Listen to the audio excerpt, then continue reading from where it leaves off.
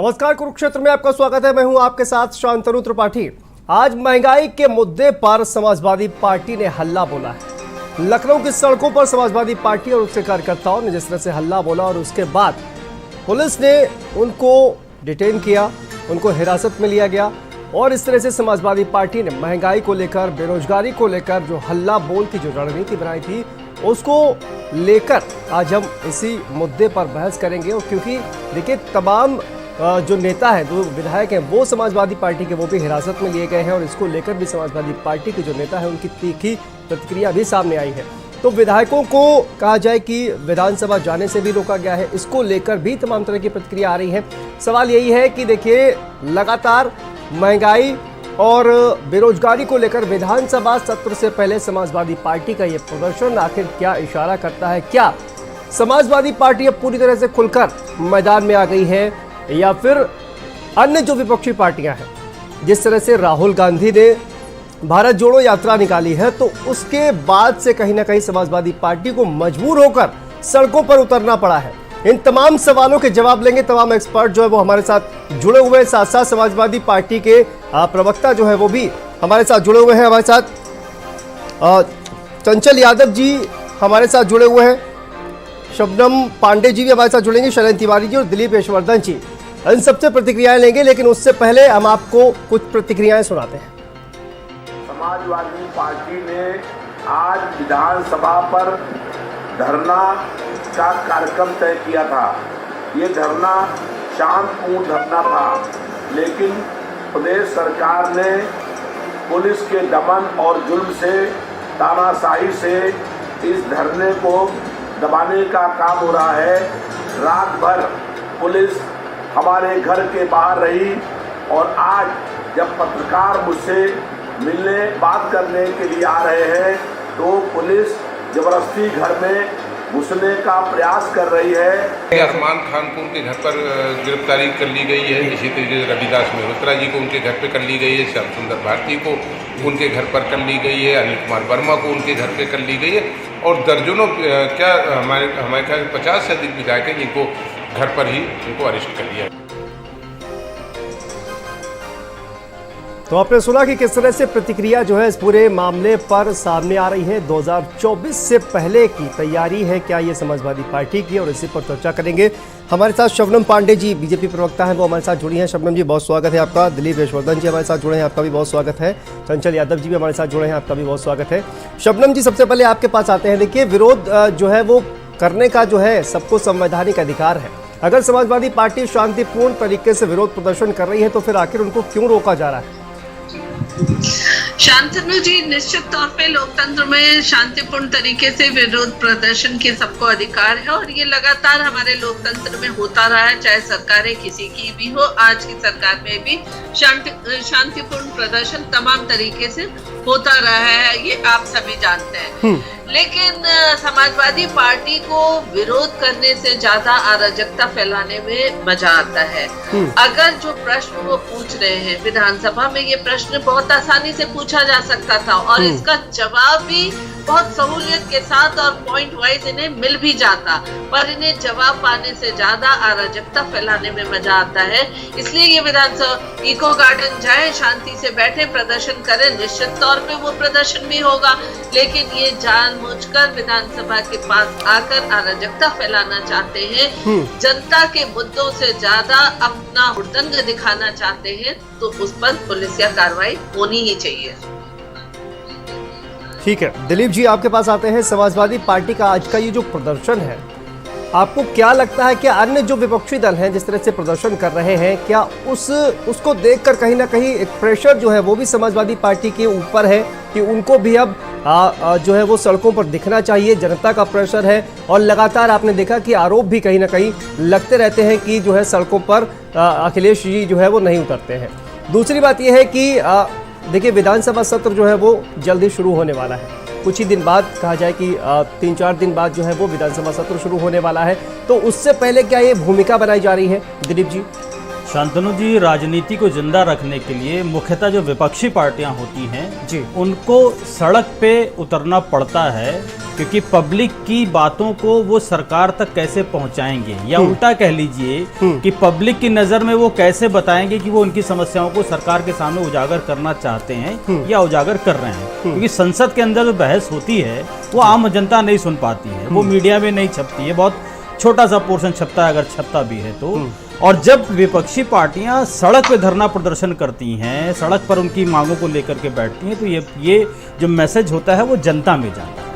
लेकिन सवाल ये उठता है कि आप जनता में मैसेज क्या देना चाहते हैं। अगर मैं कहूँ कि ये धरना प्रदर्शन महंगाई के मुद्दे पे होने जा रहा है, हो रहा था, तो मेरे ख्याल से महंगाई के मुद्दे पे धरना प्रदर्शन नहीं होना चाहिए, क्योंकि महंगाई विशेषतः राज्य सरकार का मामला नहीं है, ये मेजरली केंद्र सरकार का मामला होता है। हाँ, बेरोजगारी है, कानून व्यवस्था है, शिक्षा व्यवस्था है, या जो स्वास्थ्य सुविधाएं हैं, इनको लेकर के धरना प्रदर्शन हो रहा है, तो ये जनहित में है और ये होना चाहिए।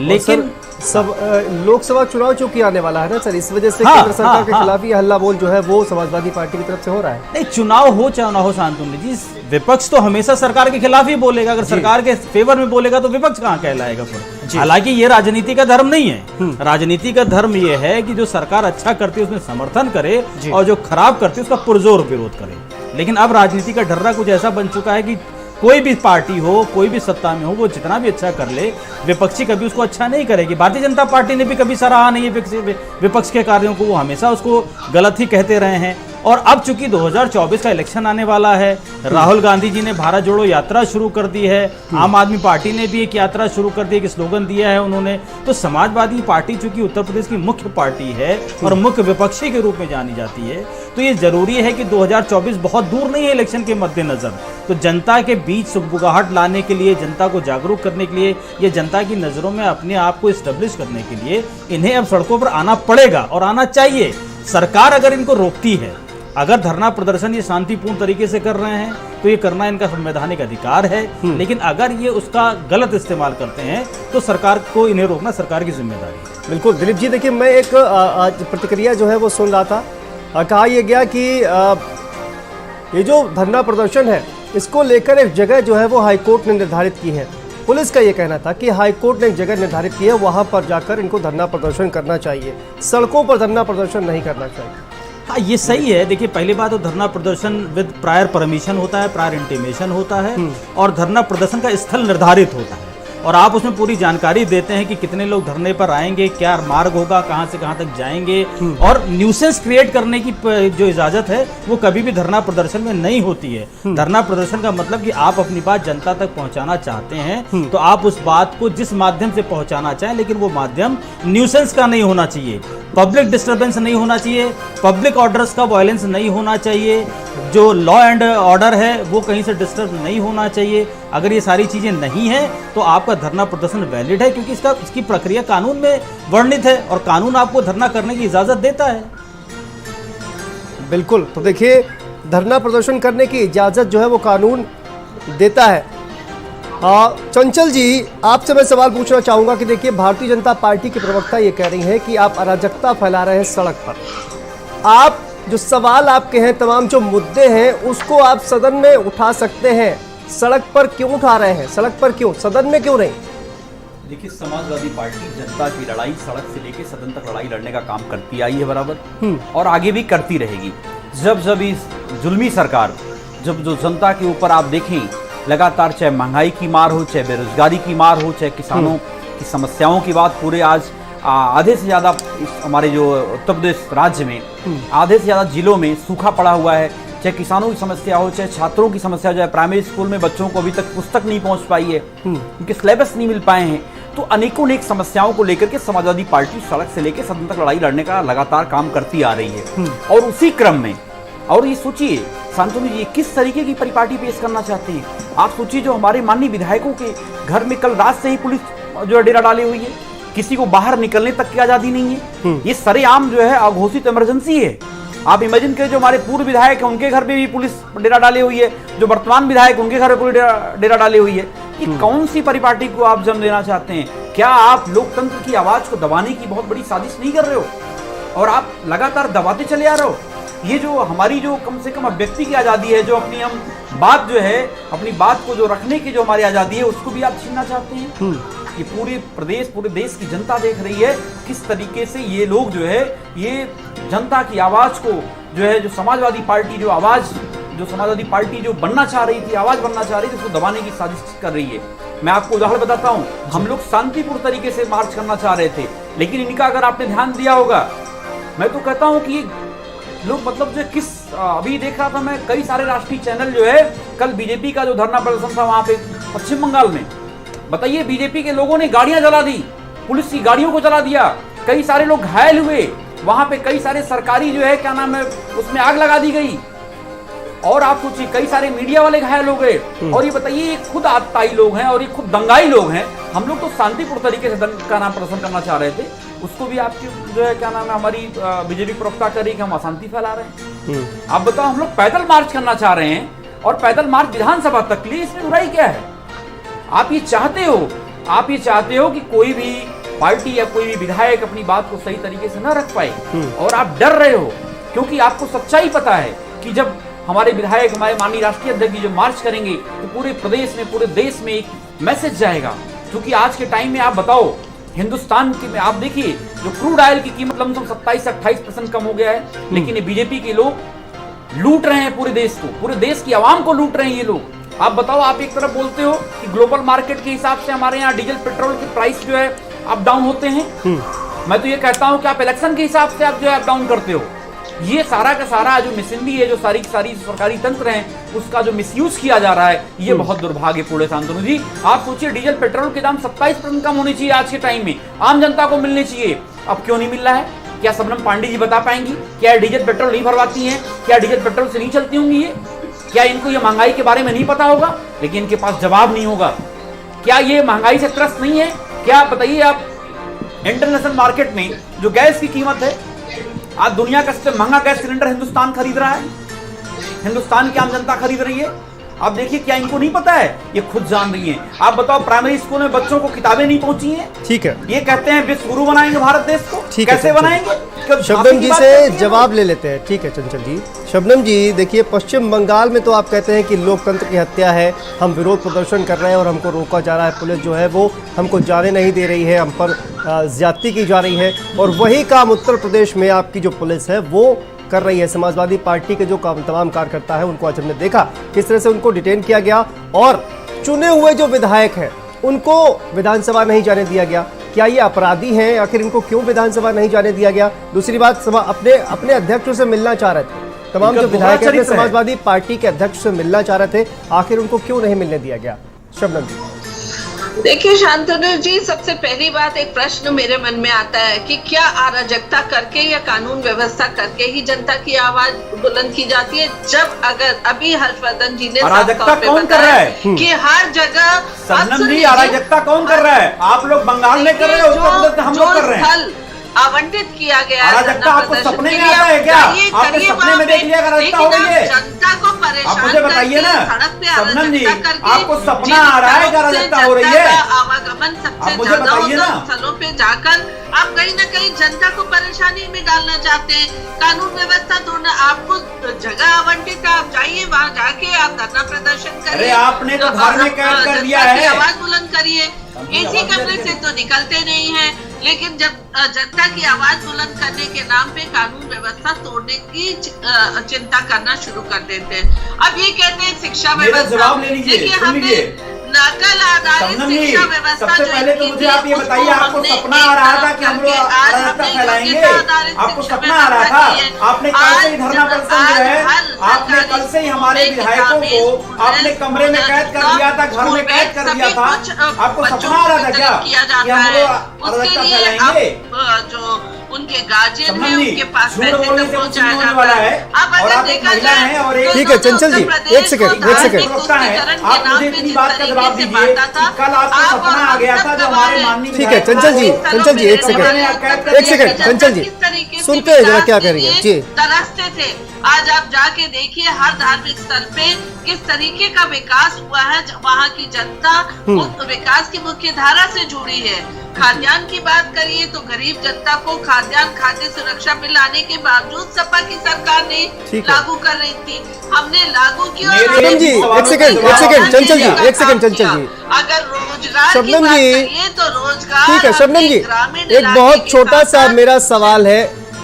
शबनम जी, आज आप इस मूड में आई हैं कि आप किसी की बात नहीं सुनेंगे क्या? नहीं, सुनने नहीं है, सवाल झूठ एक बोल सेकंड रहे हैं। एक सेकंड चंचल जी, मेरा सवाल ये है आपने शबनम जो जी। सवाल किया जी जी, उसका जवाब दे ठीक रही है हूं ठीक मैं। है शबनम जी, आपने कहा कि देखिए अराजकता फैलाकर ही ये जो है प्रदर्शन कर रहे हैं, सेम यही तो आप पश्चिम बंगाल में भी कर रहे हैं, क्या उसको भी अराजकता ही बोला जाना चाहिए? ऐसा ही प्रदर्शन किया ना आपने? जी देखिए शांतनु जी, पश्चिम बंगाल सरकार इलेक्शन हो चाहे प्रदर्शन हो, उसमें सरकार और सरकार के लोग ही अराजकता फैलाते हैं। आपने देखा कितनी हत्याएं हुई चुनाव के दौरान, क्या जी। किसी प्रदेश में हुई? जी। नहीं हुई। उत्तर प्रदेश में लगातार भारतीय हत्याएं जनता हो रही पार्टी हैं। वहाँ मुख्य विपक्षी दल है, जी। अगर वो आवाज उठाती है तो संतनु जी, वहाँ जवाब वहाँ मैं इनसे- सरकार के लोग आगजनी करते हैं, पत्थरबाजी करते हैं और फिर ठीक है। कहते हैं कि विपक्षी दल कर रहा है। ठीक है, ये आपका साफ तौर पे आपका पता आपका आपके सवाल का जवाब चंचल जी से लेते हैं। जी चंचल जी बताइए। सबसे पहले तो शबनम जी बड़ी ईमानदारी से बताइएगा आप कि आपको कल सपना आ गया था क्या हमारे माननीय विधायक अराजकता फैलाएंगे? सबसे पहला सवाल मेरा ये आपसे ये, कल चूंकि आपकी सवाल का पुलिस जो जवाब है, सुन लीजिए। सुन लीजिए मेरी बात, सुन लीजिए जब पहले कहीं वन बाई वन सुन लीजिए। अराजकता शबनम जी, फैलाते हैं शबनम जी और सुन लीजिए, लीजिए, फिर सुन जवाब लीजिए दीजिए पहले, प्लीज फिर आप प्लीज शबनम जी। क्रिएट करेंगे क्योंकि आप सवाल का जवाब नहीं दे पाती और हैं। जब इंटेलिजेंस के सुन इनपुट लीजिए से ना। पता चलता है कि आप कानून व्यवस्था को ध्वस्त करने की अरे मंशा आप से लोगों ने तो निकल रहे हैं बंगाल और में पुलिस की इंटेलिजेंस गाड़ियां जला दी। और पुलिस आप काम लोगों करती से है, बड़ा अराजक आप कोई है उस क्या? पर प्रश्न- आपसे तो बड़ा जिद कोई भी दंगाई मेरा पार्टी है मेरा क्या? नहीं होता। आप मुझे बताइए, आप लोगों ने तो बंगाल में गाड़ियां जला दी, पुलिस की गाड़ियों, पुलिस के ऊपर हमले कर दिए, कई सारे लोग घायल हुए, मीडिया कर्मी भी घायल हुए। हमारे आपसे बड़ा कोई कार्यकर्ता दंगाई है ऐसे क्या? काम नहीं करते हैं, आपसे वो बड़ा कोई बंगाल- अराजकता फैलाने वाला कोई है क्या? ममता दीदी की सबसे पार्टी पहला के सवाल मेरा जवाब कार्यकर्ताओं का दीजिए, कारनामा जो था। हम लोगों ने जिस चीज को लेकर धरना प्रदर्शन दिया है, डीजल पेट्रोल की अंतरराष्ट्रीय मार्केट में कीमत 27% तक गिर गई है, डीजल पेट्रोल आम आदमी को सस्ता क्यों नहीं मिल रहा है? पहला सवाल। दूसरा सवाल ले लीजिए, हमारे आदरणीय प्रधानमंत्री जी हर साल 2 करोड़ रोजगार देने की बात कहे थे, 16 करोड़ रोजगार का क्या हुआ? 16 करोड़ 8 सालों में 16 करोड़ रोजगार का क्या हुआ? तीसरा सवाल, 2022 तक किसानों की आय आपने दोगुनी करने की बात कही थी, वो किसानों की लागत दोगुनी हो गई। चौथा सवाल, जो किसानों को जो उनका एमएसपी के आधार पे जो आपने वादा किया था आंदोलन हटाने के लिए किसान भाइयों का, आपने उसके बारे में कुछ नहीं किया, झांसे वाला काम किया है, केवल झूठ बोलना है आपको। चौथा सवाल, प्राइमरी स्कूलों में अभी तक किताबें नहीं पहुंच पाई हैं, ये दुर्भाग्यपूर्ण है कि नहीं है? ये चारों सवाल का जवाब मुझे 1 बाई 1 दे दीजिए। शबनम जी देखिए, सबसे पहले रोजगार की अगर आप चिंता करते हैं तो हमने अपने पहले ही कार्यकाल में 1.80 करोड़ लोगों को रोजगार एमएसएमई के तहत दिया था। ओडीओपी के तहत 22 करोड़ लोगों ने रोजगार के लिए अप्लाई किया, केवल 7 लाख लोगों को रोजगार मिला। ये आपके सेंटर, आपके औद्योगिक संसद इकाइयों के में तहत आपकी 3 लाख पार्टी द्वारा देखिए, बताया गया है, आप ये मैं नहीं इससे बता रहा आप हूँ। प्रश्न भी ये करिए लोग और सुनिए भी नहीं तो जनता माननीय समझती संसद है में आप कि सुनिए। क्योंकि इसका जवाब विधानसभा में भी मिलता और डिबेट में भी मिलेगा, तो आप मुझे बताइए ना, 16 करोड़ लोगों को रोजगार मिलने का वादा था, उसका क्या हुआ? ये जवाब आपको चुनाव के दौरान भी दिया। किसानों की चर्चा करिए तो 21 चीनी मिलों को आपने और सपा की सरकारों ने मिलकर फिर सपा की सरकार ने बोलना मिलकर आपको। बेचा। आप बताइए ना, 30 कौन से सी आपने ज्यादा चीनी मिल चालू मिलों कर को दी? आपने बंद किया। 21 क्या चीनी मिलों के नाम बताइए, किसानों कहाँ पे की आपने चालू कर बढ़ोतरी दी है? विकास का कार्य था। झूठ बोलना आपने केवल आपको है। 300 मिलों को शुरू आपने किया, 100 स्मार्ट शहर तमाम बनाने नए की बात चीनी कही मिल थी, शुरू किए। उसका भी कहीं अपने कुछ नहीं हुआ है। किसानों अभी को आपके जेवर सबसे के ज्यादा रोड भुगतान में किया। आपके हमने विधायक जी किसानों गिर की गए। कर्ज माफी, 87 जेवर की रोड लाख में किसानों का कर्ज गड्ढे माफी इतने हैं कि किया। वहाँ विधायक जी गिर गए। किसानों अभी को जो लखनऊ की सहूलियतें रोडों पे जगह जगह हमने गड्ढे हैं, दिया, आपने जो मोहल्ले की उनकी रोड को आवाज बनवा नहीं को पाई बुलंद हैं, करने का काम आपके हमने मोहल्ले किया। की रोड में गड्ढे हैं, आप आपको लोगों ने बनवा तो नहीं पाई पेच हैं। खाया था। तो आप पूरे आज प्रदेश किसकी में बात करना सारे चाहते की सारे हैं? जगहों में रोडों में गड्ढे हैं। पूछिए, वहाँ पे मैं ये भी आपका आपके चैनल के फेलियर माध्यम रहा। से कह रहा हूँ, इसीलिए आपने तो मोहल्ले की 27 रोड तक नहीं बनवा साल पाई हैं। जनता ने हमें चुनकर दोबारा लाया है। आपका रिपोर्ट झूठ कार्ड बोलना है तो केवल। चुनाव के दौरान, लेकिन आप आपको जनता बार-बार ने वही चुन के प्रश्न लाया करते है। हैं, तो जवाब भी इसीलिए बार-बार जनता ने दे आपको ही रही 17 हूँ। साल पहले उसमें बाहर भी किया हंगामा था। करने से, जवाब को ना सुनने आप से 15 साल बाहर भी रहे थे, जनता ये भी बात समझती करिए। है कि- ठीक है, कि शबनम जी, आपका शबनम जी, असली प्लीज। मुखौटा हर जवाब में होता है। आपने ठीक है। डीजल पेट्रोल के बारे में चंचल क्यों नहीं जी, बोला? उसका ठीक है, वापस आएंगे आपके पास। चंचल जी वापस आएंगे आपके पास। डीजल दिलीप पेट्रोल के बाद दीदी जी, बोलिए। मैं दिलीप जी आपसे जानना चाहता हूं कि देखिए सर, जिस तरह से आपने देखा, जिस तरह से ये जो पूरा एक दूसरे पर आरोप प्रत्यारोप जिस तरह से लगाए जा रहे हैं, आपने भी सुना। शबनम जी का ये कहना है कि अगर ये सड़क पर प्रदर्शन करके अराजकता फैलाकर इस तरह से अगर ये जो प्रक्रिया है ये अपनाते हैं, इसके बजाय अगर ये सदन में पूछते उसका जवाब। लेकिन सर रास्ता क्या है इसके अलावा, क्योंकि ये मुझे लगता है कि एक सबसे ज़्यादा एक अच्छा तरीका लगता है तमाम राजनीतिक पार्टियों को, चाहे वो सत्ता में हो चाहे वो विपक्ष में हो, कि सड़क पर प्रदर्शन करिए, हो हल्ला करिए, और ये जो है जनता को सीधा संदेश जाएगा कि देखिए हम आपके मुद्दों को उठा रहे हैं और हम आपके सबसे बड़े हितैषी हैं। प्रदर्शन करने का, अपने मुद्दों को जनता के सामने रखने का, इससे और दूसरा क्या तरीका हो सकता है दिलीप जी? शांतनु जी, पहली बात तो जो सदन के अंदर आवाज उठाई जाती है, सदन में प्रवेश की अनुमति सिर्फ चुने हुए प्रतिनिधियों को होती है, और विपक्ष के प्रतिनिधि हमेशा कम होते हैं, सत्ता के ज्यादा होते हैं, तो विपक्ष की आवाज हमेशा सदन में दबाई जाती है। दूसरा, जो जनता की आवाज होती है, जो जनता की समस्याएं जनता तक पहुंचाने के लिए होती हैं, वो जिम्मेदारी राजनीतिक पार्टियों की एज ए होल होती है, सिर्फ चुने हुए प्रतिनिधियों की नहीं होती है। हाँ। जो पार्टी के अध्यक्ष हैं, पार्टी के कार्यकर्ता हैं, जो डिफरेंट लेवल पर ऑफिस बेयरर्स होते हैं, उन सब की जिम्मेदारी होती है कि वो जनता की समस्याओं को सड़क पर लेकर के आए। और जो सड़क पर प्रदर्शन करने का ये फॉर्मूला है, ये संवैधानिक है। भारतीय संविधान के आर्टिकल 19 में प्रावधान किया गया है और उसको सुप्रीम कोर्ट ने वैलिड माना है। ये हमारे फंडामेंटल, हमारे से मतलब प्रदर्शनकारियों के फंडामेंटल राइट का पार्ट है। ये उनका फंडामेंटल राइट है कि वो सड़क पर जाकर के धरना प्रदर्शन कर सकते हैं जी। और जैसा कि शबनम जी ने कहा कि ये अराजकता पैदा करेंगे, तो ये एंटीसिपेट करने का जो पावर है वो सरकार के पास नहीं है। सरकार की संवैधानिक जिम्मेदारी ये है कि जो भी धरना प्रदर्शन होने जा रहा है उसमें सहयोग करे, उसको करने दे, और अपोजिशन की आवाज जनता तक जाने दी, सरकार की संवैधानिक जिम्मेदारी है। अगर आप ये प्री नोशन लेके बैठते हैं कि साहब ये धरना प्रदर्शन करेंगे तो ये अराजकता ही फैलाएंगे, ये करने का अधिकार सरकार को, संवैधानिक अधिकार नहीं है। सरकार अपनी स्टैच्यूटरी पावर का इस्तेमाल करके रोक देती है, वो अलग बात है, बट ये कानूनी रूप से गलत है। कानून ये कहता है कि सरकार को, विपक्षी पार्टियों को, राजनीतिक पार्टियों का, ये जो सोशल ऑर्गेनाइजेशन है, वो भी अगर धरना प्रदर्शन शांतिपूर्ण प्रोटेस्ट करना चाहती हैं तो उन्हें करने का संवैधानिक अधिकार है, बशर्ते कि मैं फिर दोहराऊंगा कि जो भी प्रोटेस्टर्स हैं उनकी ये जिम्मेदारी है कि पब्लिक डिस्टर्बेंस नहीं होना चाहिए जी, जो सरकारी संपत्ति है उसका नुकसान नहीं होना चाहिए, जनता के जान माल को आपके प्रोटेस्ट से नुकसान नहीं होना चाहिए, और शांति भंग नहीं होना चाहिए। अगर ये सारे कंडीशंस लागू होती हैं तो आपका धरना संवैधानिक है और सरकार को उसका पूरा कराने की जिम्मेदारी है। सर कोई दूसरा रास्ता नहीं हो सकता सड़कों पर प्रदर्शन के अलावा? नहीं, दूसरा रास्ता संवाद होता है जी। संवाद का मतलब है कि 1 to 1 संवाद हो, लेकिन जो प्रोटेस्ट होते हैं, ये एक बहुत पुरानी कहावत है, इस भारत की आज़ादी से जुड़ी हुई कहावत है कि जब तक धमाका नहीं होता है तब तक कोई सुनता नहीं है। ये भगत सिंह जी ने कहा था और उन्होंने संसद में धमाका भी किया था, और इस धमाके को लेकर के आज़ादी की लड़ाइयाँ भी लड़ी गई हैं। और हर राजनीतिक पार्टी जो इस देश की सत्ता में आना चाहती है, सबने ये अपनाया है। सत्याग्रह का नाम, मौन आंदोलन का नाम, शांति प्रदर्शन का नाम, शांति मार्च का नाम, अलग अलग नाम हैं, लेकिन पब्लिक तक मैसेज पहुंचाने का, क्योंकि अगर आप 1 to 1 आदमी से मिल रहे हैं तो आपकी एक लिमिट है, आप कितने आदमियों तक अपनी बात पहुंचा पाएंगे। लेकिन जब आप सड़क पे उतरते हैं तो आपको वो लोग भी देखते हैं, वो लोग भी सुनते हैं जो आपसे संबंधित नहीं है, आपसे कनेक्टेड नहीं है। तो मास तक मैसेज पहुंचाने का ये तरीका है, और ये तरीका हमारे संविधान में दिया हुआ है, ये गलत नहीं है। ठीक है, हमारे साथ शैलेंद्र तिवारी जी भी जुड़ गए। शैलेंद्र जी, आपका भी बहुत बहुत स्वागत है। शैलेंद्र जी, देखिए आपने आज देखा कि किस तरह से सड़कों पर जो है वो हल्ला बोल समाजवादी पार्टी की तरफ से किया गया, और महंगाई, बेरोजगारी, ये जो तमाम मुद्दे हैं इसको लेकर राहुल गांधी जी जो है वो भी लगातार इन्हीं मुद्दों को लेकर उठाते रहे हैं। तो कहीं ना कहीं अब आपका जो एक पक्ष है, विपक्ष जो है, वो कहीं ना कहीं उसको एक साथी मिलता हुआ नजर आ रहा है, और अब और भी ज्यादा मजबूती से कहा जाए कि सड़कों पर उतरकर विपक्ष अपना प्रदर्शन कर रहा है तमाम मुद्दों को लेकर। शैलेंद्र जी, देखिए, इसकी शुरुआत हो चुकी थी पहले ही जी, और आज जिस तरह से तमाम चीज़ें हो रही हैं, हमारे साथी अभी जो कानून विशेषज्ञ हैं उन्होंने बड़ी बढ़िया बातें कही।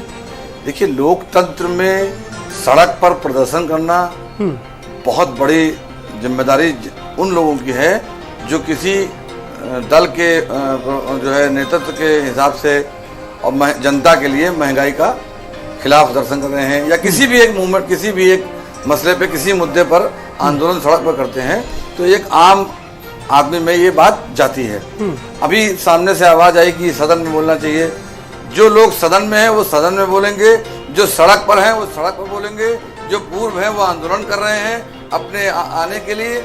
मसला यहाँ पर यह है लेकिन सरकार तो ये कह रही है कि कुछ महंगाई नहीं है। वो तो जो महंगाई है वो सहयोग राशि है। जी, आप सहयोग कर रहे हैं, सहयोग मान रही हो, तो महंगाई मान कहाँ रही है? वो 2013 में जो गैस सिलेंडर 350 रुपए का था वो आज 1050 रुपए का है। उसे वो सस्ता नहीं मान रही है, महंगाई मान ही नहीं रही है। वो तो कह रही है कि हम महंगाई है ही नहीं। इनका हाल तो वो एक फिल्म के जो है उसकी तरह हो गया है, कोर्ट की तरह, एक आर्ट की तरह की जो है। महंगाई है ही कहाँ, महंगाई तो सो रही है। ये स्थिति बनी हुई है। आज देश की जनता पूरी तरह से त्रस्त है। हिसाब चाहती है काला धन के मामले में, हिसाब चाहती है महंगाई के मामले में। जिन लोगों ने सब्सिडी छोड़ी थी आज वो अपने आप को ठगा सा महसूस कर रहे हैं कि नहीं कर रहे हैं, आप सोचिए।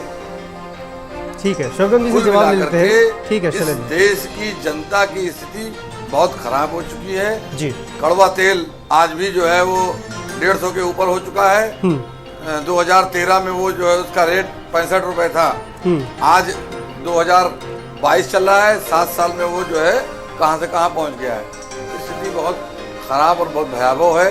व्यापार के नाम पे कुछ है नहीं, रोजगार कुछ दे नहीं रहे हैं। आप पता नहीं कौन सा डेटा है, कहां सेट कर रहे हैं कि सब कुछ ठीक चल रहा है, कहां से ला रहे हैं, कुछ समझ में नहीं आ रहा। शबनम जी, तुम्हारी फाइलों में जो शबनम जी, क्या आप भी शबनम जी, ठीक है शैलेंद्र जी, बात वाली हाल है। जवाब ले लेते हैं शबनम जी से। शबनम जी, क्या आप भी ये मानते हैं कि महंगाई नहीं है? देखिए, मैं आपको आंकड़े दिखा दूं कि अगस्त माह के आंकड़े जो आए हैं सामने, उसके मुताबिक जो खुदरा महंगाई दर है वो बढ़कर 7% हो गई है।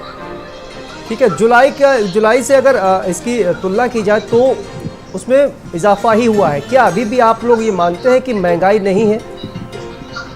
शांतनु जी, सबसे पहले अगर आप महंगाई दर जुलाई, अगस्त, सितंबर ही देख रहे हैं तो मैं सोचती हूँ कि पिछले 10-15 साल का महंगाई दर आप देख लीजिए और उसको तुरंत निकालिए। मैं अगर नहीं होता है तो मैं आपको भेज सकती हूँ। आप देखिए, जब यूपीए की सरकार हुआ करती थी जिसमें गठबंधन में ये सपा भी हुआ करती थी और तमाम ऐसी पार्टियां हुआ करती थी जो आज हाहाकार मचा रही है। मैं कहती हूँ महंगाई बढ़ता है, लेकिन महंगाई की चर्चा जब होती है तो सापेक्ष होती है, समय के साथ होती है। 500 रुपए में अगर मेरे पिताजी पूरे घर का खर्चा चलाते थे और मेवा और फल खिलाते थे तो 500 रुपए में आज हम यूपीए सरकार के समय में हम एक थैली सब्जी भी नहीं ला सकते थे।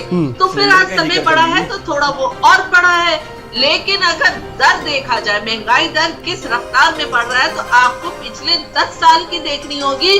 जब यूपीए सरकार में जो आज आप 7% महंगाई दर कह रहे हैं, डबल डिजिट की महंगाई दर ज्यादातर समय में रही है। और उसका पूरा लिस्ट दिखाइए, क्योंकि चर्चा अधूरी रह जाती है जब हम केवल 4 साल की चर्चा करते हैं और हम महीनों की चर्चा करते हैं। और हमारी महंगाई दर सिंगल डिजिट में रह रही है उस समय जब विश्व में चाहे आप यूके का देख लीजिए या यूएस का देख लीजिए, 40 साल में 50 साल में सबसे ज्यादा महंगाई दर वहां पे है। वहां हाहाकार मचा हुआ है, लेकिन भारत जैसे देश में एक मजबूत सरकार की वजह से महंगाई दर सिंगल डिजिट में है और 7% में है। निश्चित तौर पे अगर गैस सिलेंडर की चर्चा करते हैं तो 2013 में यही गैस सिलेंडर 1300 रुपए में मिला करता था। मैं गृहिणी भी हूँ, मैं अपने घर की सब्जियों के साथ साथ गैस सिलेंडर भी खरीदती आई हूँ लगातार। और ये होता था कि हम 12 सिलेंडर नहीं ले सकते थे महीने में। अगर एक महीने में एक सिलेंडर हमारी खपत होती है तो सरकार कहती थी नहीं, 9 सिलेंडर में आप काम चलाइए। उन सरकार के साथ गठबंधन में रहने वाले, चाहे वो सपा पार्टी हो, बसपा पार्टी हो या अन्य रीजनल पार्टी हो या कांग्रेस पार्टी जो सरकार चलाती थी, शांति से कहती थी महंगाई नहीं है। आज हम ये भी कहते हैं कि महंगाई है और उनसे कम महंगाई रखते हुए हम महंगाई दर को और कंट्रोल में करने की बात करते हैं। ठीक है चंचल जी, तौर पे जनता ने, ठीक है शबनम जी, जवाब ले लेते हैं चंचल जी से। बात दोबारा हमें मौका दिया है क्योंकि उन्हें पता है कि असाधारण समय जब कोरोना का जैसा समय रहा तब भी हमारी सरकार ने जनता को महंगाई की मार से बचाया है। ठीक है शैलेंद्र जी, देखिए वो कह रहे हैं कि महंगाई है, वो ये मानती है कि हाँ महंगाई है, लेकिन सिंगल डिजिट में कहीं ना कहीं बचाव भी कर रही हैं। अन्य देशों की अगर तुलना की जाए तो सिंगल डिजिट में हिंदुस्तान में जो है महंगाई दर है, लेकिन कहती है कि इसका ये मतलब नहीं है कि आप लोग सड़क पर उतरकर प्रदर्शन करेंगे, सदन में चर्चा करिए। शैलेंद्र जी नहीं, इको गार्डन है स्थल, वहाँ जाके आप प्रदर्शन करिए। हमने ये नहीं कहा सड़क पर मत उतरो, आप सड़क पर उतरो। इको गार्डन को स्थल बनाया गया, वहाँ जाके आप प्रदर्शन करिए। ठीक है शबनम जी, शैलेंद्र जी को सुन लेते हैं। शैलेंद्र जी ने आपको सुना, अब शैलेंद्र जी को सुन लेते हैं। जी जी जी शैलेंद्र जी। देखिए, हमारी जो प्रवक्ता साथी हैं बहुत ही काबिल वकील हैं और बहुत इंटेलेक्चुअल हैं, और उन्होंने कम से कम इतना तो माना कि महंगाई है जी, सिंगल डिजिट और डबल डिजिट की बात हम करते हैं। उन्होंने एक बात कही दर की। मैं आपको बताता हूँ, एक मिनिस्टर थी इनके यहाँ, एक मंत्री थी जिनको महंगाई लगती थी कभी, आज तो लगती नहीं है। वो सिलेंडर सर पे लेके नाच रही थी कि महंगा है, जब वो 350 का था। आज जब 1050 का है तब भी सस्ता है। आज वो पता नहीं कहाँ नदारत है। मैं अभी मैडम ने बोला कि दर, इनकी दर ने लोगों को दर बदर कर दिया है। ये मैं बताना चाहता हूँ, हिंदुस्तान की जनता उत्तर प्रदेश से लेकर कश्मीर से लेकर कन्याकुमारी तक पूरी तरह से दर बदर हो चुकी है महंगाई को लेकर के। हर मसले पे आप देख लीजिए, जो भी चीज सिंगल डिजिट में थी वो आज डबल डिजिट से ऊपर पहुंच चुकी है। वो खुद मैं बता रहा हूँ, 80 रुपए 65 रुपए का जो कड़वा तेल था वो 200 जो है 250 240 से पहुंच चुका है। कैसी स्थिति बन चुकी है।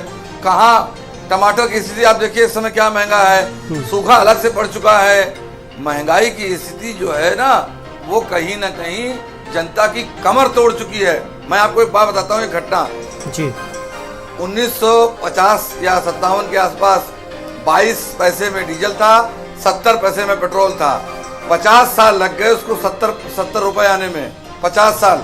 और इन्होंने उसको 8 साल में 100 रुपए पहुंचा दिया। अब क्या कर दिया हिंदुस्तान में, कौन सा नया निर्माण कर दिया, कौन सी नया इंफ्रास्ट्रक्चर बना दिया, कौन सी नौकरियों की जॉब खोल दी, सारे सिस्टम बेच डाले।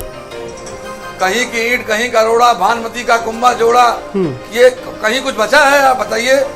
जहां पर जॉब हो, जहां पर जॉब स्ट्रक्चर हो, कहीं कुछ बचा है आप बताइए। आम जनमानस पूरी तरह से त्रस्त है, उसको आंकड़ों में उलझा रहे हैं। महंगाई दर, अरे महंगाई दर नहीं हो चुका है जनता दर बदर। और आप बता रहे कि लोग परेशान हैं, इनको सवाल उठा रहे हैं। हमें कोई दिक्कत दर्द नहीं है। कड़वा तेल हमको, हमारी 1000 रुपए किलो तेल लेने की हम ले लेंगे, लेकिन जो गरीब आदमी है हम उसकी बात कर रहे हैं। हम गरीब की आवाज उठा रहे हैं। और गरीब आदमी, जिस गरीब की आप बात कर रहे थे, जिसको आपने कहा था हवाई जहाज में बिठा लेंगे, उसको आपने हवाई चप्पल भी ले ली, उसकी आपने हवाई चप्पल भी छीन ली, ट्रेन में बैठने नहीं दिया, ट्रेनें बंद कर दी, बस दी नहीं। उसी की बात मैं कर रहा हूँ, मैं अपनी बात नहीं कर रहा हूँ। जवाब दीजिए शबनम जी। 500 रुपए कर दो तब भी लेना पड़ेगा। जवाब दीजिए शबनम जी। देखिए शैलेंद्र जी छोटे भाई हैं, उनको बताना चाहती हूँ कि जब महंगाई दर डबल डिजिट पे हुआ करता था तब भी सरकारें अपनी गरीब जनता को मुफ्त में अनाज नहीं दिया करती थी। शिक्षा के लिए बच्चों को स्कूल बुक और बस्ते नहीं दिया करती थी, स्कूल ड्रेस नहीं दिया करती थी, कांग्रेस पार्टी का है मुफ्त में अनाज देने का आयुष्मान भारत के इतना सस्ता अनाज बेचने का प्रयोजन कांग्रेस पार्टी का है। दिल पे हाथ रख के आप कह दीजिए, मैं मानूंगा। कोरोना जैसे असाधारण समय में सिंगल डिजिट का महंगाई दर के साथ जी जी जी सरकार किसानों को किसान सम्मान योजना के तहत 6000 रुपए देती है। आयुष्मान भारत के शबनम जी, तहत इलाज मुफ्त देती है, मुफ्त शिक्षा देती है और आवाज जी आता हूँ मैं शैलेंद्र जी गैस कनेक्शन मुफ्त ठीक है शैलेंद्र जी आता हूँ आपके पास। करोड़ों की जनता को हमारे बैंकिंग सिस्टम से जोड़कर आर्थिक मदद देती है। इन सब चीजों को देखने के बाद जब ये हाहाकार करते हैं तो जनता सोचती है कि जब यूपीए की सरकार हुआ करती थी या उत्तर प्रदेश में सपा की सरकार हुआ करती थी तो केवल अराजकता थी, कसूर था, राजनीतिक दल के जो शबनम जी उनके सवाल का जवाब दीजिए। शैलेंद्र जी का शबनम जी सुनिए ना, शबनम जी शबनम जी सुनिए ना प्लीज। ये सबका साथ सबका विकास, ठीक है सबके विश्वास ठीक की है सरकार है। ठीक है, सरकार अच्छा काम कर रही है, लेकिन शैलेंद्र जी का सवाल सुन लीजिए। जी शैलेंद्र जी।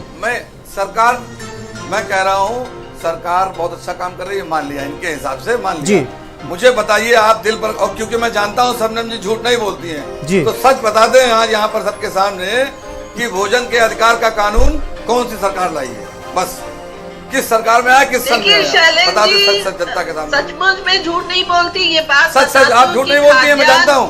आप ठीक है सर, शैलेंद्र जी सुन लेते हैं उनको, सुन अब उनको सुन लेते हैं। सुन शैलेंद्र जी लीजिए। जी जी जी जी बोलिए सुन लीजिए जी। इस बात से कोई इनकार नहीं करता, चाहे कोई भी ये शबनम जी राजनीतिक झूठ दल नहीं हो, बोलती इस ना, मैं बात इसलिए को कह रहा हूँ। जानता है कि खाद्यान्न का अधिकार आप यूपीए सरकार लाई, लेकिन उसको लागू करने में उत्तर प्रदेश में क्यों देरी हुई, क्यों नहीं लागू किया गया, क्यों हमारी सरकार को आके लागू कराना पड़ा? अरे क्यों देरी मुफ्त कहाँ हुई? खाद्यान्न पहली बार लागू हमारी होने में सरकार सरकार ने आपकी आ दिया? गई, ये जनता प्रश्न सरकार बदल उठता है। गई।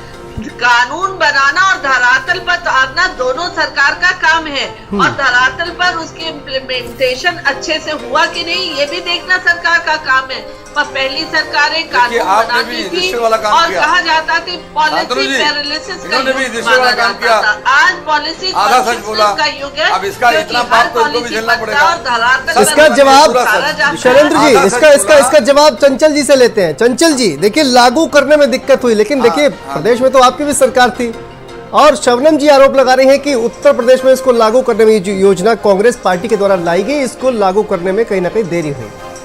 देखिए, जहां तक अभी शैलेंद्र भाई ने बताया कि सबने झूठ नहीं बोलती हैं, हो सकता है पर्सनल लाइफ में झूठ ना बोलती हूँ, लेकिन बीजेपी की प्रवक्ता होने के नाते इनको झूठ की ट्रेनिंग दी जाती है, तो झूठ ही बोलना है, सच के इनका कोई देखिए, संबंध ही नहीं है। उत्तर सुन का जवाब ये नहीं लीजिए दे मेरी पाए बात, तो सुन लीजिए इसी से शबनम जी, समझिए ये झूठ- सुन लीजिए, मैं झूठ बता रहा हूँ कैसे कर रहे आपको, हैं। सुन तो लीजिए।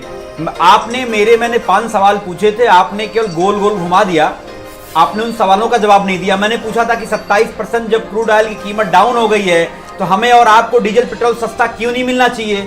आज के टाइम में जब ग्लोबल मार्केट इंडेक्स के हिसाब से डीजल पेट्रोल की प्राइस फ्लक्चुएट होते हैं, तो आज क्यों नहीं हो रहे हैं? आपके पास का कोई जवाब नहीं है, क्योंकि आपको झूठ बोलना है। दूसरा मेरा सवाल आपसे है, आप शिक्षा के क्षेत्र में बता दीजिए, हम लोगों ने 3 यूनिवर्सिटी बनाई, आपको ध्यान होगा, सिद्धार्थनगर के अंदर यूनिवर्सिटी बनाई, इलाहाबाद के अंदर, और जौहर विश्वविद्यालय जो हमारे जो क्या आपने रामपुर के अंदर जो आप लोग देखा होगा। लेकिन आप ये नहीं बता पाओगे आपने कौन सी यूनिवर्सिटी बनाई। हम लोगों ने एग्रीकल्चर विश्वविद्यालय बलिया के अंदर, आजमगढ़ के अंदर हम लोगों ने मतलब जो है शिक्षा के क्षेत्र में बड़े बड़े काम किए। अगर आप मेडिकल के क्षेत्र की बात कर लो, आप लखनऊ के अंदर आपने देखा होगा एशिया का सबसे बड़ा कैंसर इंस्टीट्यूट बनाया हम लोगों ने। आपको जो लोहिया के जो अंदर है, हम लोगों ने कैंसर का एक अलग से ऑन्कोलॉजी डिपार्टमेंट बनाया।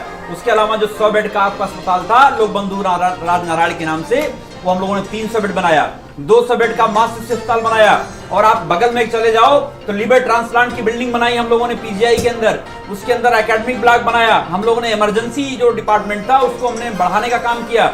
बलरामपुर हॉस्पिटल को उच्चीकरण किया। केजीएमसी के अंदर शताब्दी बिल्डिंग बनाई। और मैं आपसे पूछना चाहता हूं, कोई एक मेडिकल के क्षेत्र में काम बता दो, कोई एक एजुकेशन के क्षेत्र में आपने कोई इंस्टीट्यूशन बनाया हो पूरे उत्तर प्रदेश के अंदर, वो बता दो। ठीक है सर, इसका जवाब लेंगे शबनम जी से। शबनम जी से इसका जवाब लेंगे, लेकिन देखिए दिलीप जी मैं आपके पास आता हूं। देखिए जवाब ले लीजिए, इनसे भूल नहीं जाएंगे। नहीं नहीं मैं जवाब लूंगा, इसका जवाब लूंगा मैं। मेडिकल के क्षेत्र में क्या काम किया शबनम जी, इसका जवाब आप ढूंढ के रखिएगा। मैं एक मिनट दिलीप जी के पास आता हूं, उसके बाद फिर आपके पास आ रहा हूं। देखिए रोजगार को लेकर बहस जो है वो लगातार जारी है। दिलीप जी आप भी सुनते हैं जवाब। मैं जानना ये आपसे चाहूंगा कि देखिए नौकरी और रोजगार दोनों में कहीं ना कहीं अंतर है। सरकारी नौकरी सरकार कितनी देगी और रोजगार कितना देगी, चाहे वो प्राइवेट सेक्टर हो। जैसा कि आपने भी देखा कि तमाम तरह के भारतीय जनता पार्टी ये इस तरह के दावे करती है कि हमने इतने लोगों को जो है वो मुद्रा नीति के तहत लोन दिया है, इससे लोगों को रोजगार मिला है। ये उसको भी रोजगार में जोड़ रहे हैं। और वहीं पर जो विपक्षी पार्टियां हैं वो कह रहे हैं कि देखिए आपने 22 करोड़ लोगों ने जो है वो आवेदन किया, लेकिन आपने सिर्फ 7 लाख नौकरियां दे पाई। तो ये जो नौकरी और रोजगार है इसको लेकर जो है वो कहीं ना कहीं द्वंद्व जो है वो बना हुआ है। शांतनु जी, नौकरी और रोजगार में फर्क होता है। नौकरी का मतलब अगर सरकारी नौकरी कहा जाए तो इस बात का समर्थन मैं नहीं करता हूँ जी। नौकरी का मतलब सरकारी नौकरी हो या फिर प्राइवेट ऑर्गेनाइजेशंस में नौकरी हो, और बाकी जो लोग सेल्फ एम्प्लॉयड होते हैं उसको भी रोजगार ही कहा जाएगा। कुल मिलाकर के रोजगार की जो सामान्य सी परिभाषा है वो ये कि आदमी अपना जीवन यापन करने के लिए पैसा कमाना शुरू कर दे, तो वो बाय मीन्स ऑफ एम्प्लॉयमेंट कर दे। अगर एक सेकंड में माफी चाहता हूं, लेकिन अगर देखिए अगर रोजगार एक आम आदमी शुरू कर देता है तो क्या ये रोजगार नहीं गिना जाएगा? सरकार जिस तरह के दावे करती है कि हमने इतने लोगों को लोन दिया है, उनका रोजगार जो है वो शुरू हो गया, रेहड़ी पटरी वालों को लोन दिया है, क्या ये रोजगार की श्रेणी में नहीं आएगा? सरकार ने इसमें कोई मदद नहीं की है। दिलीप जी, शांतनु जी, अगर सरकारी रिकॉर्ड के हिसाब से बात करेंगे या ऑन द रिकॉर्ड बात करेंगे तो रोजगार कहलाएगा जी। लेकिन एक्चुअल में ये रोजगार नहीं है। देखिए, रोजगार का एक मतलब ये भी होता है कि रोजगार के होने से हमारे प्रदेश में इकोनॉमिकल डेवलपमेंट कितना हो रहा है और गवर्नमेंट के एक्सचेकर में टैक्स का कंट्रीब्यूशन कितना आ रहा है। तो अगर मैं उस पार्ट पर बात करूं तो ये जो रेहड़ी वालों को, पटरी वालों को जो पैसा बांटा गया है, ये वेस्ट ऑफ मनी है, वेस्ट ऑफ पब्लिक मनी है। जो पब्लिक के टैक्स की कमाई होती है, ये वेस्ट ऑफ दैट मनी है, क्योंकि इनसे ना तो उनका कोई व्यापारिक स्तर बढ़ा, ना उनका कंट्रीब्यूशन कोई इकोनॉमिक डेवलपमेंट में हुआ, और ना ही उन्होंने चवन्नी का टैक्स सरकार के खाते में दिया, बल्कि जो पैसा उन्होंने लिया वो पैसा भी वो खा के बैठ गए और उस पैसे की रिकवरी नहीं हो सकती, क्योंकि ये मॉर्गेज फ्री लोन था। आपने उनसे कुछ मॉर्गेज लिया नहीं, उनका ठेला है, आप क्या कर लेंगे, क्या ले जाएंगे, क्या वसूली कर लेंगे। तो ये जो पैसा है, इस तरह के पैसे को अगर सरकार रोजगार में काउंट करती है तो मैं इस बात का समर्थन नहीं करता हूँ। जो मुद्रा लोन देती है 10 लाख तक का है कि जो छोटे स्मॉल एंटरप्रेन्योर्स हैं उनको स्टैब्लिश करने के लिए 10 लाख रुपए तक का मुद्रा लोन देती है। उस मुद्रा लोन को कागजों में कहा जाता है कि बहुत आसानी से मिल जाता है, लेकिन वो आसानी से मिलता नहीं है। उसमें बहुत सारी कंडीशंस हैं कि जो लोन लेने जा रहा है वो बैंक स्टेटमेंट लेकर के आए, उस बैंक स्टेटमेंट में कैश का फ्लो दिखाए, अपनी वायबिलिटी को सिद्ध करे, अपनी जो फाइनेंशियल स्टेटस है उसको प्रूव करे। अरे जब आदमी बेरोजगार है, पहली बार बिजनेस करने जा रहा है, तो वो इनकम टैक्स रिटर्न कहाँ से लाएगा, उसके बैंक अकाउंट में ट्रांजेक्शन्स कहाँ से आएंगे, और अगर वो किसी स्मॉल या गरीब फैमिली से, मिडिल फैमिली से है, तो वो सिक्योरिटी कहां से देगा। तो कहने को चीजें अच्छी हैं कि सब सिक्योरिटी फ्री लोन है, हमने रेहड़ी को दे दिया, पटरी को दे दिया, ये लोन बांट दिया, लेकिन इन लोन से सिवाय पब्लिक में, इसके जगह मेरा ये कहना है कि इतना पैसा जो जाता है, इस पैसे से अगर आप कोई बड़ी इंडस्ट्री खड़ी करते हैं तो उस बड़ी इंडस्ट्री से डायरेक्ट और इनडायरेक्ट हजारों लोगों को रोजगार मिलेगा, सरकार के खाते में एक हैवी अमाउंट ऑफ टैक्स आएगा, और जो आसपास का क्षेत्र होता है जहां भी कोई इंडस्ट्री लगती है, जहां भी कोई इंडस्ट्री लगती है, उस इंडस्ट्री का जो जुड़े हुए लोग हैं उनका तो डेवलपमेंट होता ही होता है, साथ में उस क्षेत्र का बहुत डेवलपमेंट हो जाता है। ठीक है, 30 सेकंड जल्दी जी। देखिए, मैं अभी आपने दिलीप जी ने बहुत बेहतरीन बात कही। हम लोगों ने, आप लोग को ध्यान होगा, SCL का कैंपस बनाया, अमूल जब हम लोगों ने इन्वेस्टर सबमिट करी थी, अमूल आया आपका, लुलु मॉल आया आपका, मेदांता आया, अपोलो म्यूनिक आया, हम लोगों ने केवल एक बार इन्वेस्टर सबमिट करी थी, और इतने बड़े बड़े प्रोजेक्ट लखनऊ के अंदर आए। और मैं आपको बताना चाहता हूं, किसी SCL के अंदर 6000 लोगों को रोजगार मिला, 6000 लोगों को, भी अच्छी सैलरी वाले लोगों को, जो एस्टैब्लिश हो सकते हैं, लखनऊ में मकान बना सकते हैं। और इंफ्रास्ट्रक्चर की बात अगर हम करेंगे, अंतरराष्ट्रीय स्टेडियम आपका जो आप देखेंगे उधर, जो प्लासियो मॉल जो बना है अभी बाबा ने, जो उसको, ठीक है, तो अब इंफ्रास्ट्रक्चर की बात कर रहे हैं ना, मैं जवाब लेता हूं, शबनम जी से जवाब लेता हूं। देखिए शबनम जी, एक सेकंड, उसका कौशल विकास जो अभी इनकी एक योजना है, मैं आपको, इतना बड़ा भ्रष्टाचार है, इतना बड़ा भ्रष्टाचार है, केवल कागजों पे चल रहा है। ठीक है, मैं जवाब लेता हूँ, चंचल जी मैं जवाब लेता हूँ। देखिए शबनम जी, आप इस तरह से उन्होंने कहा कि मेडिकल के क्षेत्र में आपने क्या किया, मेडिकल शिक्षा के क्षेत्र में आपने क्या किया, और इन्होंने तमाम इंफ्रास्ट्रक्चर जो है वो बनवाया, आपने कुछ नहीं किया। एक कोई काम लखनऊ के अंदर बता दें, ठीक है, मैं जवाब लेता हूँ ना सर, मैं जवाब लेता हूँ ना सर। दूसरा, दिलीप जी ने जैसा कि कहा, एक सेकंड शबनम जी, जैसा कि दिलीप जी ने जैसा कि कहा कि आप लोग जो आंकड़े पेश करते हैं बेरोजगारी को लेकर, तो देखिए वो तो रोजगार में दिलीप जी कह रहे हैं वो तो आता ही नहीं है, वो तो वेस्ट ऑफ मनी है, क्योंकि वो पैसा ना ही टैक्स के रूप में आया, ना ही आप उनसे रिकवरी कर सकते हैं। देखिए, दिलीप जी मेरे साथी हैं, लेकिन इस बात को मैं घोर आपत्ति व्यक्त करती हूँ कि रेडी पटरी वालों को अगर आर्थिक मदद दिया जाए तो उसे वेस्टेज ऑफ मनी कहते हैं। एक जन कल्याणकारी सरकार के लिए जरूरी है कि जो अंत्योदय की हमारी विचारधारा है उसको परिपूर्ण करना। अगर अंतिम पंक्ति में खड़ा व्यक्ति को हम खाद्यान्न फ्री देते हैं, शिक्षा फ्री देते हैं, घर फ्री देते हैं, गैस फ्री देते हैं, उन्हें आर्थिक मदद देते हैं, और उसे कहा जाए कि वेस्टेज ऑफ मनी है, ये टैक्स नहीं पे कर सके, तो इन्हें छोड़ देना चाहिए। तो मुझे इस पर आपत्ति है, क्योंकि जन कल्याणकारी सरकार का परम धर्म है कि पहले ऐसे अंत्योदय में खड़े व्यक्तियों की मदद करना। टैक्स पे करने वाले अलग समुदाय होते हैं, और नहीं टैक्स पे करने वालों को भी आर्थिक से लेके खाद्यान्न से लेके तमाम, चाहे शबनम जी माफी के साथ आपको रोकना चाह रहा हूँ, एक छोटा सा सवाल। शबनम जी एक छोटा सा सवाल सुन लीजिए ना शबनम जी, ठीक है कहाँ पे खुला है ये, जल्दी देख लें। रुकिए शबनम जी, स्टार्ट हुआ है कहाँ पे, हुआ है 6 साल में, मुझे ये बात पूरी करने दीजिए। शबनम जी ठीक है, आप अपनी बात पूरी करिएगा, एक मिनट आप अपनी बात पूरी करिएगा। लेकिन देखिए, आपने कहा कि तमाम चीजें आपने फ्री गिनाई, लेकिन प्रधानमंत्री जी कहते हैं कि फ्री की रेवड़ी बांटने वालों से सावधान रहना चाहिए। दूसरी बात यह है कि जितने लोगों को सिलेंडर आपने फ्री दिया है उसमें से दोबारा कितने लोगों ने भरवाया, ये आंकड़ा इनके पास नहीं होगा। मैं सबसे पहली बात इस पर ये पूछना चाहती ये भी हूँ कि पूछ रही है देश जिनको की लोन दिया उनका आजादी के डेवलपमेंट कितना 75 साल होने को आया। जब हमारी सरकार आई तो देश के अंतिम पंक्ति में खड़े व्यक्ति को हमने बैंकिंग सिस्टम से जोड़ा। हमने देश के अंतिम पंक्ति में खड़े लोगों को गैस कनेक्शन से जोड़ा।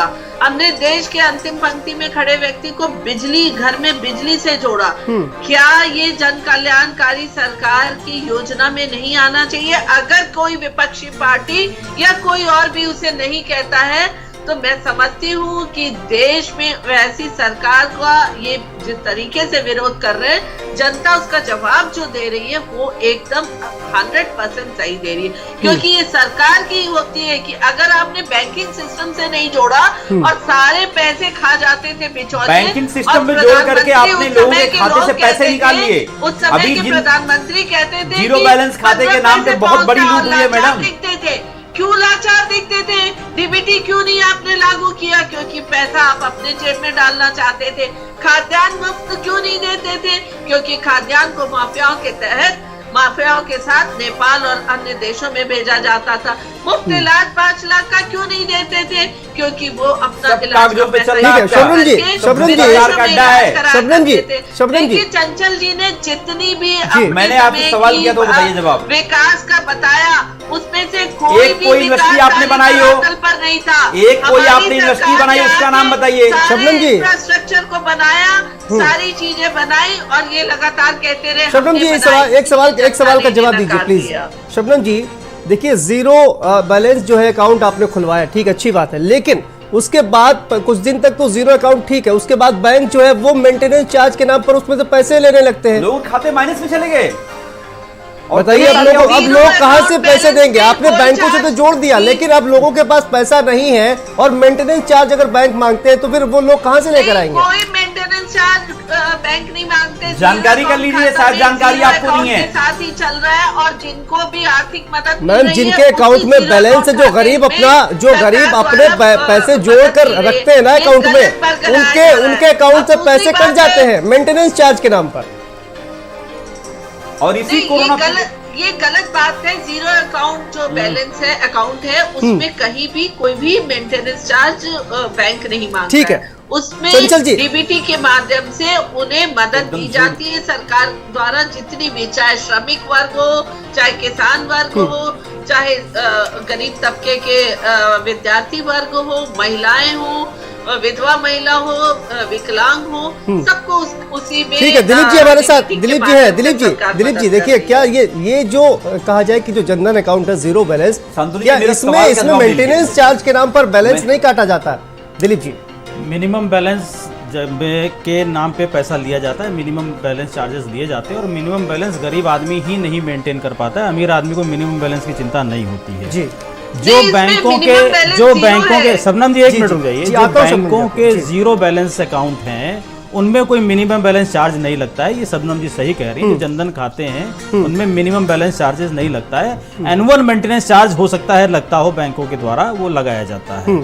लेकिन शबनम जी से ये सवाल जरूर है कि आप जो कह रहे हैं कि पंक्ति में खड़े आखिरी व्यक्ति तक लाभ पहुंचना चाहिए, मैं इस बात का समर्थन करता हूँ, सरकार की ये जिम्मेदारी है जी। लेकिन सरकार की जिम्मेदारी सिर्फ उस आखिरी पंक्ति में खड़े व्यक्ति के प्रति ही नहीं है, उस व्यक्ति के प्रति भी उतनी है जो पंक्ति में सबसे पहले खड़ा है और इस सरकार को हर तरीके से सपोर्ट कर रहा है। अगर आप पंक्ति में खड़े आखिरी व्यक्ति की मदद कर पा रही हैं तो उस व्यक्ति की वजह से जो सबसे पहले खड़ा होकर के हर तरीके से सरकार को योगदान दे रहा है। और आज अगर वो करोड़ों रुपए अपने जीवन में टैक्स दे चुका है और आज अगर वो बर्बाद हो जाए तो क्या सरकार उसको कंपनसेट करेगी?